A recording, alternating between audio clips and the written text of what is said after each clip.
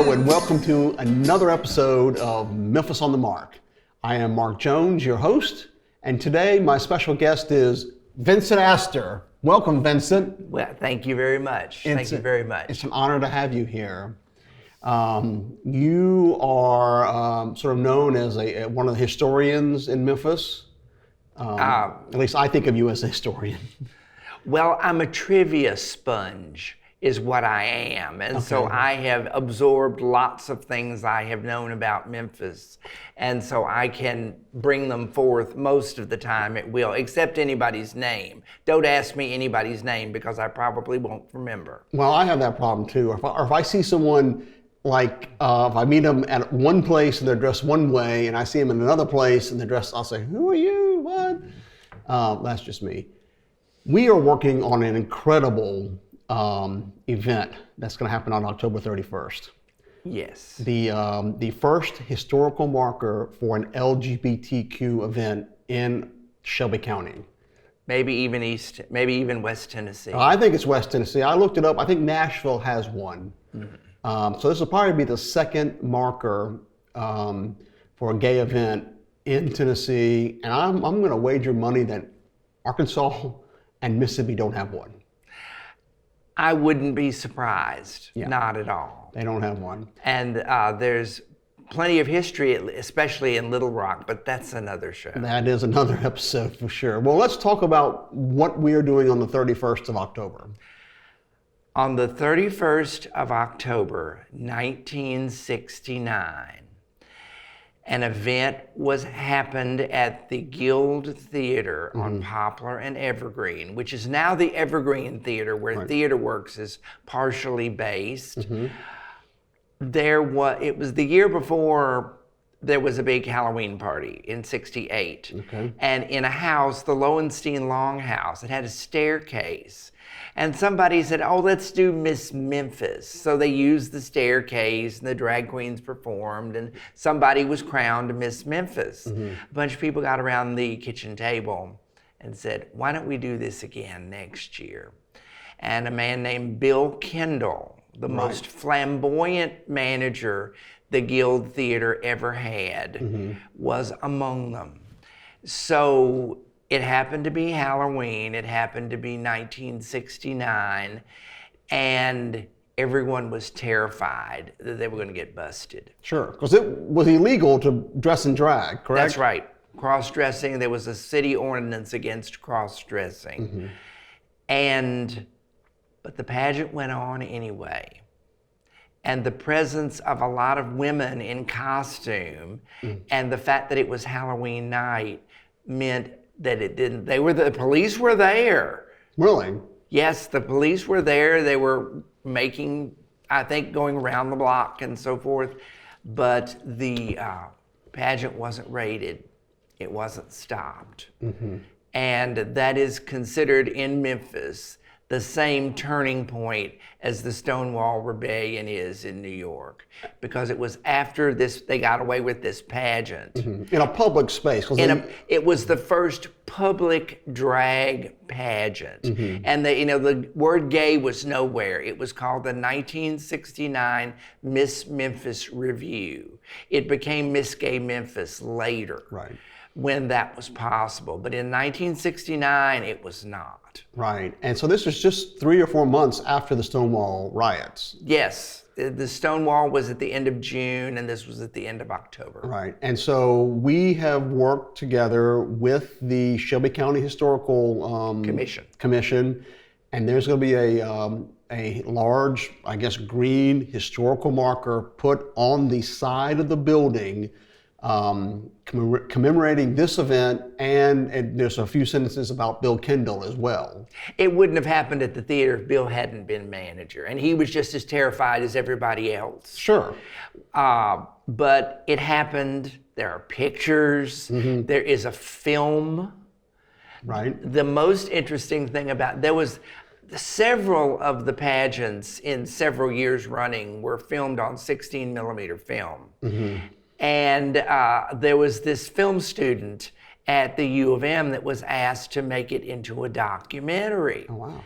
And she did, and we have We have all the outtake footage. We have the film. It's in the custody of the U of M right now because they're going to conserve it. But it was also recorded. The documentary reel was also put on VHS by Bill Kendall and later burned to DVD. So it's around. Yes. You can go over to Out Memphis and has see it. Yes.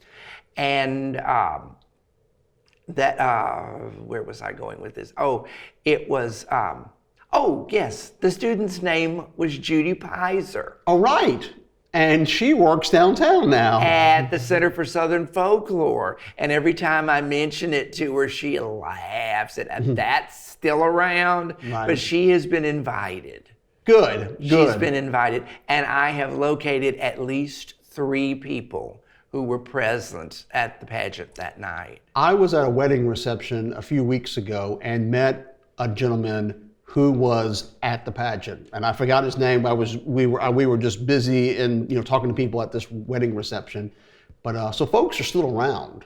They are, and I'm trying to run down several of them, but three of the key people I have already found, and any other person is more than welcome. Sure. It's going to be mounted on the west side of the Evergreen building, visible when you're driving east on Poplar. And it's going to be one of the green Shelby County Historical Commission markers. Right. And it's going to be quite an event. It will be, and we were at the meeting, I guess, back in June or July, and just so everyone knows, this passed unanimously. Yes. The only discussion was about a specific wording and where a comma should go. And in fact, one of their members, a straight gentleman, said, "Oh wait, I think we really need to emphasize the word gay." Exactly. And so they're the ones that said we really need to put gay in here, but it passed unanimously, like 12-0 or whatever. It's very well supported. It's very well supported. It's supported by the Theater Works board, Yes. by the Playhouse on the Square board, and by the Shelby County Historical Commission. It's legit from top to bottom. This is going to be a fabulous event, and it's on October 31st. Do we have a time yet? We're working towards that? I will tell you. Oh, please do. We went ahead and set that this past week. I met with the manager of the Evergreen. We're going to unveil the plaque at 6 o'clock. Perfect. Because it'll still be light. Yes. And everybody will have time to get home from work and so forth. And let me see if I remember how I word this. Costumes are acceptable. Drag is expected but not necessary. Bad drag will be tolerated.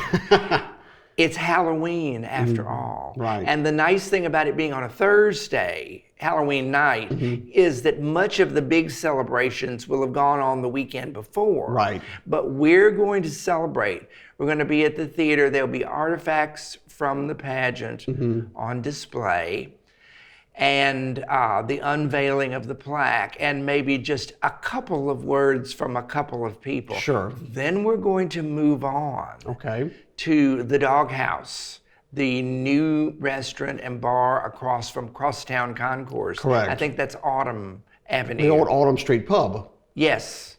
And for a reception. And then we will move on to Drew's Place for a special early drag show. Sweet. To commemorate the pageant. That's going to be incredible. It's going to be a great night. It's going to be a wonderful night. And a historic night here in Memphis. Let's talk about Bill Kendall. Bill Kendall is a hero of mine because, as you know, I do film. And he was such a great pusher of film, promoter of independent cinema in Memphis. So many things played here that wouldn't get played if it weren't for him. That's true. The Guild Theater was called the Guild because it was opened as the Ritz in the 20s. But even very early on, one of the early pictures we have of it is a a Shakespeare play starring Laurence Olivier. It was the foreign film theater, right, and turned into the foreign and art film theater. Well, by the 60s, when Bill came on, Bill was a tall, slender man, always smiling, always chatting.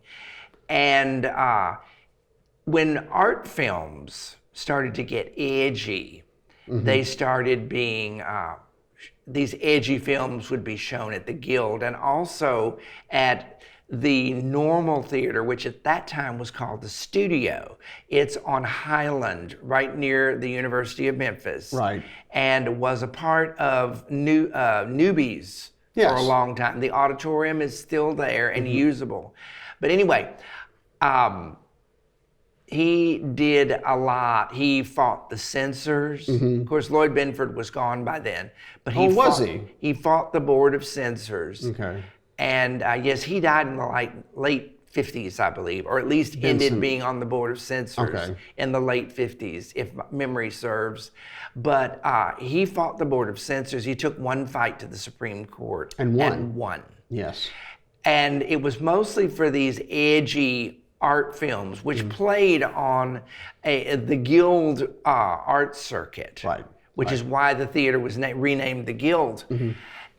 It also, he also did Midnight Cinema 12, I believe it was called, which was even edgier films. And at that time, you know, there was a big nostalgia craze. There were silent films shown there, but there was also the Lavender Cinema. Correct. Which was called by everybody the Purple Picture Show. And it was gay and lesbian films of the era that were shown at midnight. And it was one of those things, it was, you bought a token membership because it was a private showing. And that's one reason he got away with it. One of Bill's favorite stories was he showed one film, he didn't say which one it was, and the Vice showed up. And he could truthfully say that the film was not in the building. It was hanging on a hook outside his office window. That's right. And it was not in the building. So he could be truthful about that. That happened, you know, all the time in that age. But the 60s were coming up and censorship was starting to fade away. Nobody who ever met Bill Kendall will ever forget him. And he did make a documentary about films at the Guild. Really? Which still exists. Okay. It's a little bit hard to listen to, but it's because of the way it's structured. But there's a shorter version about that was used as a tribute during the Outflix Film Festival. Yes. What year, do you remember what year that was? It was maybe about 5 years ago. 14, 15 maybe. Maybe about 5 years ago. Yeah. Where there was a dedication to him because he had recently died. He passed away. It's very tragic. He was a World War II veteran, beloved man in Memphis, and he had moved to Atlanta and he was buried in a pauper's grave. Somebody dropped the ball, and I don't know why. Whoever was taking care of his affairs neglected to tell anyone he was a World War II veteran. He was in the Navy. And so he did not get what was coming to him. So we did a tribute at the theater that year, and he had a wonderful obituary in the paper that was written by John Bifus, the movie critic, and the long documentary was shown and the short one was made for that year's Outflix. Right. And we took up a collection. He has a cenotaph at Elmwood Cemetery. Okay. So if anybody is looking for him, it says William Wilkins Kendall, a passionate lover of the movies. Nice. And anybody who would look for Bill would look for him in Memphis. Sure. And so that's where his marker is. Okay. Well, he deserves it. He had done so much. And it's kind of sad because Outflix is now 7 days a week, and Indie Memphis is doing things and bringing films in, but You know, I mean, obviously New York, Dallas, Atlanta, these LA there's some great LGBTQ cinema that just doesn't come to Memphis. And Outflix does its part, but there's only so much it can do. It can bring 19 films a year, but there's great stuff every day. Yes, which is so different, which is one of the things I felt when I attended the 50th anniversary of the Stonewall Rebellion back in June. Right. And I got very verklempt. Sure. Standing there, I saw more rainbow flags than I've ever seen in my life, and different kinds too. But when I was standing there waiting for the rally on the corner of Waverly and Christopher, I got very verklempt because I go back just far enough to be astonished at what has taken place. Sure. Well, I mean, I'm getting married in November to my partner, 17 years, really 18 years. I mean, it's amazing at our Presbyterian church down the street. It is certainly amazing. As we wrap up, are there any other stories you can tell of Bill Kendall or the Guild, or just? There are thousands of stories. Specifically. Well, in fact, Bill put on a gay pageant at the Orpheum in the early days of its renovation. It was called Miss Mid-America Mall. I was in it, and I did the Ethel Smith and played the organ in stilettos. And I was in the show, and the dress I was with, there was an organist at the New York Paramount named Helen Crawford, who always had her dresses made with all the decoration on the back, because that's what the audience saw. Well, I had an antique gown on that was decorated up the back. It was cut down in the front, but it had a tall back. So it was a combination of both. And I was in the pageant, and nobody came. But what year was this, do you think? Oh, it would have been in the... I mean, you were 11. What? Like 1975. I mean, you were like 11 or 12. I had just graduated from... I went to Rhodes so long ago, it was Southwestern. Sure. But it was something... the Orpheum was sold in 76. Right. And it was in the late 70s somewhere. There's a ticket for it in my collection at the library somewhere. But it was called Miss Mid-America Mall. Nice. And he got the theater. And so there's been at least one drag pageant in at the Orpheum. Orpheum Theater, yes. That's and all right. that was his doing. Yeah. Well, he pushed it, without a doubt. As we wrap up, you were in my short film. Yes, I was. How I Came Out, and I thank you. It is played in Birmingham. Had a great reaction. People loved it, and it should play hopefully here in Memphis, at Indie Memphis in November. I hope so. I really hope so. Knocking on wood. And people loved it. People laughed, people clapped. So. Well, that's good. Yes. That's good. At the appropriate places. That's even better. It is even better. Trust me. Yes. Trust me. All right. Well, I'm going to do a little thing I like to call Moments with Mark. And here we go. Hi. On today's episode of Memphis Moments with Mark, whatever the hell it's called, this is very simple. Memphis needs to stop trying to be the next effing Nashville or effing Austin or effing Charlotte or whatever. Memphis just needs to be Memphis. It doesn't mean we don't need to bring in new people. We can bring in new people, new buildings, all that, but we have got to stop trying to be the next whatever and just effing be Memphis. It's that simple. We have great history, as we have learned today, and we need to be promoting that, building statues to Bill Kendall and things like that. And again, bring in all the new people you want, but we don't need to try to be somebody else. We need to try to be the best Memphis we can be. And that means talking about the Black history, the gay history, the Latina history, the white history, all that, mix it up and just get a dadgum fabulous city. So the next time you hear someone say they want to be the next whatever, scream at them and say, no, we need to be Memphis. All right. Vincent, thank you so much for being on the show. You're more than welcome. Appreciate it. I enjoyed being here. Thank you so much. All right.